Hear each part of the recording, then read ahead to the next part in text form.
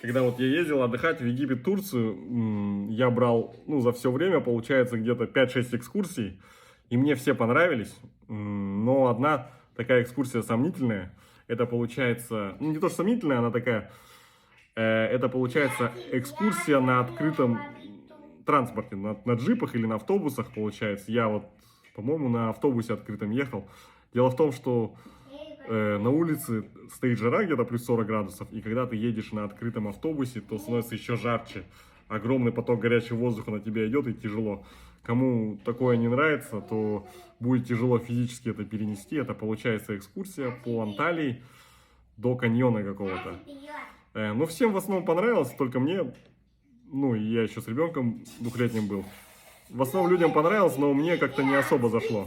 Ну, когда все закончилось, конечно, прикольное ощущение было. Вот, я люблю природу, лес, горы, всякое такое, но слишком жарко. Вот.